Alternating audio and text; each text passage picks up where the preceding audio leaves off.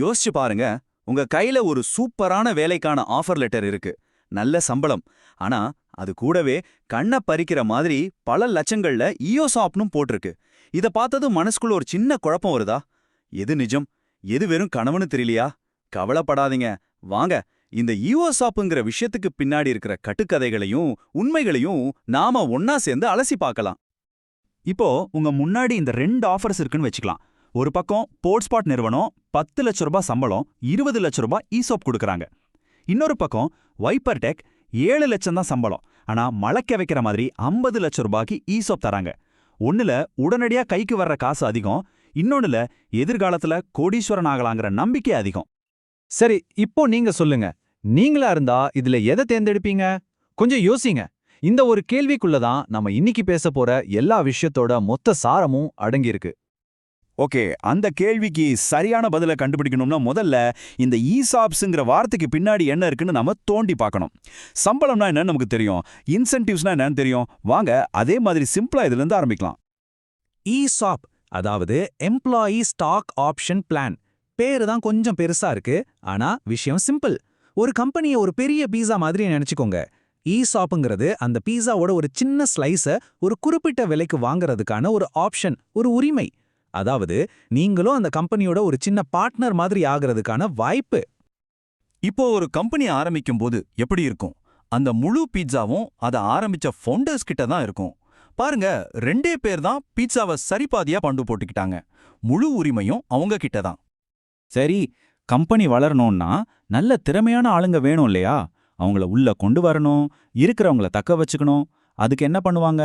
அவங்க கிட்ட இருக்கிற பீட்சால இருந்து ஆளுக்கு கொஞ்சம் விட்டு கொடுத்து ஒரு 10% தனியா எடுத்து வைப்பாங்க. இதுக்கு பேர் தான் ஈசாப் பூல். இதுல இருந்து தான் புதுசா வேலைக்கு வரவங்களுக்கு ஒரு ஸ்லைஸ் கிடைக்க போகுது. ஆனா இங்கே தான் ஒரு முக்கியமான ட்விஸ்ட் இருக்கு. இது ஒரு high risk high reward game. Company ஜெயிச்சா உங்க பங்கு மதிப்பு பல கோடிகளுக்கு போகலாம். ஆனா தோத்துட்டா எல்லாமே 0, ஒண்ணுமே இல்லாம போகவும் வாய்ப்பு இருக்கு. இந்த 2 எக்ஸ்ட்ரீமுக்கும் நீங்க தயாரா இருக்கணும். சரி, ஒரு நிமிஷம் யோசிப்போம். ஒரு கம்பெனி ஏன் தன்னோட விலை மதிப்பில்லாத பங்குகளை உங்களுக்கு கொடுக்கணும்? அவங்களுக்கு இதனால என்ன லாபம்? வாங்க இப்ப கம்பெனியோட பார்வையிலிருந்து யோசிச்சு பார்க்கலாம். இதுக்கு 3 முக்கியமான காரணங்கள் இருக்கு. 1, உங்கள மாதிரி திறமையான ஆளுங்களை 4 வருஷம் 5 வருஷம் கம்பெனி விட்டு போகாம பாத்துக்கிறது. 2, இது நம்ம கம்பெனி, இது வளர்ந்தா நமக்கும் வளர்ச்சின்னு ஒரு ஓனர்ஷிப் ஃபீலிங்கை உருவாக்குறது. 3வது, பெரிய சம்பளம் கொடுக்க காசு இல்லாத சின்ன ஸ்டார்ட் அப்கள் உங்களை ஈர்க்கிறதுக்காக இந்த ஈசாப்களை ஒரு தூண்டிலா பயன்படுத்துவாங்க. இங்க தான் நீங்க ரொம்பவே உஷாரா இருக்கணும். பாருங்க, சம்பளம் கொஞ்சம் கம்மி தான், ஆனா எவ்வளவு ESOP தரோன்னு பாருங்க அப்படின்னு யாராவது சொன்னா அது ஒரு பெரிய ரெட் ஃபிளாக். குறிப்பா அது ஒரு புது கம்பெனியா இருந்தா ரொம்பவே கவனமா இருங்க. சரி, உங்களுக்கு ஆஃபர் லெட்டர்ல ஒரு நம்பர் கொடுத்துட்டாங்க, ஆனா அந்த காகிதம் எப்படி நிஜமான உங்க கைக்கு வர்ற சொத்தா மாறும்? வாங்க அந்த பயணத்துல என்னென்ன ஸ்டேஜ் இருக்குன்னு பார்க்கலாம். இதுல மொத்தம் 4 ஸ்டெப் தான். முதல்ல கிராண்ட், அதாவது உங்களுக்கு ஆப்ஷன்ஸ் தர்றாங்க. 2வது கிளிஃப், ஒரு வெயிட்டிங் பீரியட். 3வது வெஸ்டிங், கொஞ்சம் கொஞ்சமா உங்க உழைப்புக்கு ஏத்த மாதிரி ஷேர்ஸ் உங்களுக்கு சொந்தமாகுது. 4வது எக்ஸசைஸ், நீங்க காசு கொடுத்து அந்த ஷேர்ஸை வாங்குறீங்க. வாங்க இதை ஒவ்வொன்றையும் கொஞ்சம் விரிவா பார்ப்போம். பொதுவா 4 வருஷ பிளான் இப்படி தான் இருக்கும். நீங்க வேலைக்கு சேர்ந்த முதல் 1 வருஷம், அதுக்கு பேரு தான் கிளிஃப். அந்த 1 வருஷத்துல உங்களுக்கு ஒரு ஷேர் கூட கிடைக்காது. கம்பெனிக்கு உங்க மேல ஒரு நம்பிக்கை வர்றதுக்காக இது. அந்த 1 வருஷம் முடிஞ்சதும் மொத்த ஷேர்ஸ்ல 25% உங்களுக்கு ரிலீஸ் ஆகும். அப்புறம் ஒவ்வொரு வருஷமும் கொஞ்சம் கொஞ்சமா மிச்சமும் கிடைக்கும். அதாவது சேர்ந்த முதல் நாளே நீங்க லட்சாதிபதி ஆயிர முடியாது. சரி, பங்குகள் உங்களுக்கு வெஸ்ட் ஆகிடுச்சு. இப்போ அது உங்க கைக்கு வந்துடுமா? இல்ல, நீங்க அதை வாங்கணும். என்ன விலைக்கு வாங்குவீங்க? அதுதான் இந்த எக்ஸசைஸ் பிரைஸ். நீங்க சேரும்போதே ஒரு ஷேரோட விலைய ஃபிக்ஸ் பண்ணிடுவாங்க. முக்கியமான விஷயம் என்னன்னா, ஈசோப்புகள் இலவசம் கிடையாது, நீங்க காசு கொடுத்து தான் வாங்கணும். ஓகே, நீங்க காசு கொடுத்து ஷேர்ஸை வாங்கிட்டீங்க.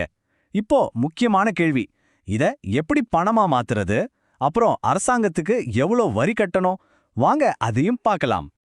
உங்க கையில இருக்கிற ஷேர்ஸை பணமா மாத்த கம்பெனி ஏதாவது ஒரு பெரிய ஸ்டெப் எடுக்கணும். ஒன்னு IPOக்கு போகணும், அதாவது பங்கு சந்தைக்கு வரணும். இல்லனா வேற ஒரு பெரிய கம்பெனி உங்க கம்பெனியை வாங்கணும். சில சமயம் கம்பெனியே உங்ககிட்ட இருந்து ஷேர்ஸை திரும்ப வாங்கும். இதெல்லாம் நடந்தாதான் உங்க கைக்கு காசு வரும். பாருங்க, இது எதுவுமே உங்க கண்ட்ரோல்ல இல்ல. இப்போ ரொம்பவே குழப்பமான பகுதிக்கு வர்றோம் வரி. இஎஸ்ஓபில நீங்க ஒரு தடவை இல்ல 2 தடவை வரி கட்டணும். முதல்ல நீங்க ஷேர்ஸ எக்ஸர்சைஸ் பண்ணி வாங்கும்போதே வரி கட்டணும். எப்படின்னா ஒரு ஷேரோட மார்க்கெட் விலை ₹100 ஆனா உங்க எக்ஸர்சைஸ் விலை ₹10னா அந்த ₹90 உங்க வருமானமா கணக்குல எடுத்து டாக்ஸ் போடுவாங்க. அப்புறம் அந்த ஷேர்ஸ நீங்க விக்கும்போது, அதாவது அந்த ₹100 ஷேரை ₹150க்கு வித்தீங்கன்னா அந்த ₹50 லாபத்துக்கும் தனியா வரி கட்டணும். சோ 2 இடத்துல அடி விழும். ஜாக்கிரதை. சரி, இவ்ளோ தூரம் பேசிட்டோம். இப்போ முக்கியமான கட்டம். ஒரு ஆஃபர்ல கையெழுத்து போடுறதுக்கு முன்னாடி நீங்க என்னென்ன கேள்விகள் கேட்கணும்? இதோ உங்களுக்கான ஒரு செக்லிஸ்ட். முதல்ல இஎஸ்ஆப் பத்தி ஆஃபர் லெட்டர்ல தெளிவா எழுதிருக்கான்னு பாருங்க. ரெண்டாவது, கம்பெனியை நாளைக்கே வேற யாராவது வாங்கிட்டா உங்க ஷேர்ஸ் எல்லாம் உடனே கிடைக்குமா இல்ல வெயிட் பண்ணணுமான்னு கேளுங்க. மூணாவது, இந்த சம்பளத்தை மட்டும் வச்சு உங்களால சமாளிக்க முடியுமான்னு யோசிங்க. நாலாவதா, இது பங்குச்சந்தையில இருக்கா இல்ல பிரைவேட் கம்பெனியான்னு தெரிஞ்சுக்கோங்க. கடைசியா, முழு இஎஸ்ஆபி பாலிசி டாக்குமெண்ட்டையும் கேட்டு வாங்கி பண்ணீங்க. இவ்ளோ நேரம் பேசுனதோட ஒரே ஒரு முக்கியமான பாடம் இதுதான். உங்க பேங்க் அக்கவுண்ட்க்கு காசு வர்ற வரைக்கும் உங்க இஎஸ்ஓபிகளோட மதிப்பு 0 அவ்வளவுதான். இது ஒரு போனஸா நினைச்சுக்கோங்க. ஆனா ஒருபோதும் சம்பளமா கணக்குல எடுக்காதீங்க. சுருக்கமா சொன்னா இஎஸ்ஓப்புங்கிறது ஒரு லாட்டரி டிக்கெட். உங்க மாச சம்பள சீட்டு கிடையாது. அந்த லாட்டரி அடிச்சு நீங்க கோடீஸ்வரன் ஆகலாம். இல்ல அந்த டிக்கெட் வெறும் காகிதமா கூட போகலாம். இப்போ கேள்வி இதுதான், இந்த லாட்டரி டிக்கெட்டை நம்பி நீங்க விளையாட தயாரா? நீங்க தான் முடிவு பண்ணணும்.